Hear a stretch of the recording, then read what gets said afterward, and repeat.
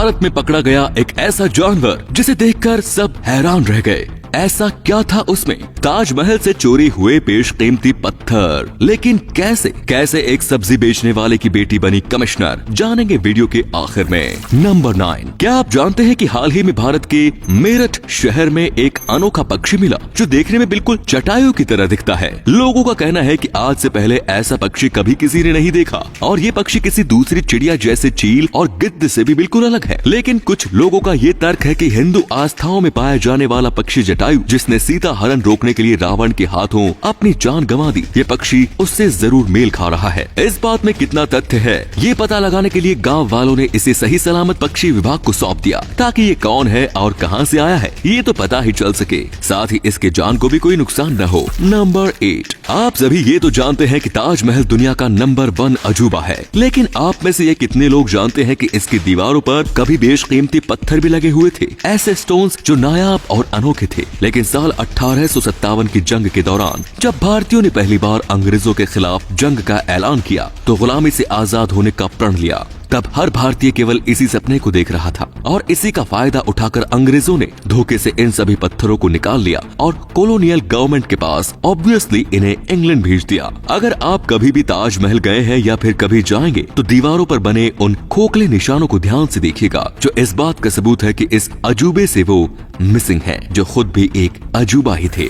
Number 7, इंसान जो चाहे वो करके दिखा सकता है। उसके लिए उसे कितनी बड़ी मुसीबत का सामना करना है ये जरूरी नहीं होता, बल्कि उसके हौसले कितने मजबूत हैं ये देखने की बात होती है। और ऐसे ही मजबूत हौसलों की वजह से मिसाल बनी हरियाणा के सोनीपत की रहने वाली दीप मलिक। 1999 में दीपा को पता चला कि उन्हें स्पाइनल ट्यूमर है। उनकी सर्जरी हुई और वो हमेशा के लिए व्हील चेयर पर आ गई और वो 30 साल की थी जब उन्होंने देश के लिए गोल्ड मेडल लाने का फैसला किया और 2018 में दुबई में हुए पैरालंपिक गेम्स में गोल्ड मेडल जीतने वाली पहली भारतीय महिला बन गई। नंबर 6, सड़कों के किनारे पर बनने वाले ब्लॉकर्स को अगर सीधी लाइन में बनाना हो तो कई तरीकों के टूल्स और मशीन्स इस्तेमाल किए जा सकते हैं, पर जब बात टेढ़े मेढ़े और घुमावदार ब्लॉकर्स बनाने की होती है तो ये सभी मशीन्स जवाब दे जाती है। और ऐसे में लाइफ सेवर का काम करती है ये PCM 2500 मशीन। इस मशीन में कंक्रीट का मिक्सचर डाला जाता है और फिर इस मशीन को जरूरत के हिसाब से घुमाकर कुछ इस तरीके से ब्लॉकर्स बनाए जाते हैं। ये मशीन टाइम और मेहनत तो बचाती ही है, साथ ही इस मशीन का किया गया काम काफी शानदार भी होता है। नंबर 5, अगर आपको धुले हुए और साफ आलू इस्तेमाल करने के लिए मिले तो आपका कितना टाइम बच सकता है, और इसी को ध्यान में रख के बनाई गई है इशिडा पोटैटो वेगर। ये मशीन खेतों से लाए आलू को साफ करके कुछ इस तरीके से पैकेट्स में पैक करती है ताकि खरीदने वाले व्यक्ति को साफ और अच्छी क्वालिटी के आलू मिले। नंबर 4, अजीब त्योहारों और प्रथाओं की दुनिया में कमी नहीं है। आज हम जिस अजीब त्योहार की बात कर रहे हैं उसे ग्रीक के कॉर्फू आइलैंड में होली सैटरडे के दिन मनाया जाता है। इस फेस्टिवल में लोग अपने घरों की खिड़कियों को काफी खूबसूरत तरीके से सजाते हैं, फिर दोपहर के टाइम मिट्टी के बने घड़ों में रिबन भरकर चर्च की बेल बजने का इंतजार करते हैं और बेल बजते ही सभी लोग एक साथ सभी घड़ों को खिड़की से नीचे फेंक देते हैं। यहाँ के लोगों का मानना है कि ऐसा करके वे दुनिया को क्राइस्ट की मौजूदगी का एहसास कराते हैं। नंबर 3, क्या आप जानते हैं कि भारत के टॉप 100 अरबपतियों ने पिछले साल 13 लाख करोड़ रुपए कमाए, वो भी केवल इस पेंडेमिक के दौर में, और इसकी वजह से इनकी दौलत में 35% की बढ़ोतरी हुई। ऑक्सफैम के द्वारा की गई एक स्टडी में ये पता चला कि आज भारतीय अरबपति दौलत इकट्ठा करने के मामले में दुनिया में 6th प्लेस पर आ चुके हैं, जहाँ पूरी दुनिया लॉकडाउन के चलते कई साल पीछे हो गई। दुनिया भर के 1000 बिजनेसमैन ऐसे भी हैं जिन्होंने कोविड के दौरान हुए नुकसान को महज 9 महीनों में ही वसूल कर लिया। यही नहीं, नॉर्मल प्रॉफिट से कहीं ज्यादा की कमाई भी की। नंबर 2, जिस तरह कभी भारत के नटवरलाल ने ताजमहल बेच दिया था, ठीक उसी तरह पेरिस में भी एक नटवरलाल था जिसने एफिल टावर का नकली सौदा किया। नाम था विक्टर लस्टिंग।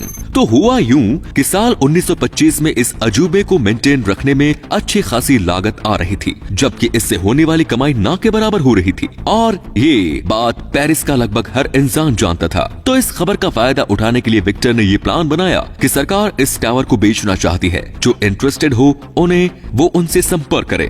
अंधेरे में चलाया ये तीर जाकर लगा निशाने पर और पहली ही बार में 5 मुर्गे विक्टर के जाल में फंस गए। ये सभी स्कॉट डीलर थे, आसान भाषा में समझे तो कबाड़ का काम करने वाले। विक्टर ने इन लोगों को ऐसा डील किया कि ये सभी कन्विंस हो गए कि सच में ये टावर बिकाऊ है। यही नहीं, इन सभी को विक्टर ने टावर का टूर भी करवाया ताकि इन लोगों के मन में कोई शक न रह जाए। और आखिरकार हुआ वही जिसका आप इंतजार कर रहे हैं। इनमें से एक व्यक्ति जिसका नाम आंद्रे पोइजन था, उसने इस टावर की मुंह मांगी कीमत विक्टर को चुका दी। लेकिन जब तक आंद्रे को ये पता चला कि उनके साथ प्रैंक हो गया, वो भी अनगिनत डॉलर्स का, तब तक विक्टर भाग चुके थे।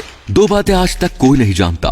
पहली कि विक्टर भागकर गया कहां, और दूसरी कि विक्टर ने कितने डॉलर्स का चूना आंद्रे को लगाया। नंबर 1, ये है ज्योति सोब्रन, असिस्टेंट कमिश्नर इनकम टैक्स, जिन्होंने साल 2017 में हाई पीसीएस का एग्जाम क्वालिफाई किया। कमाल की बात तो यह है कि ज्योति के पापा सब्जी बेचने का काम करते हैं और ऐसे हालातों में पापा के इस असली परी ने ये कमाल का काम किया। ज्योति को अपने पापा पर बहुत प्राउड है, इसलिए नहीं कि वो एक सब्जी वाले हैं, बल्कि इसलिए क्योंकि ज्योति को उन्होंने कूड़े के ढेर से उठाया जब वो महज कुछ ही दिनों की थी।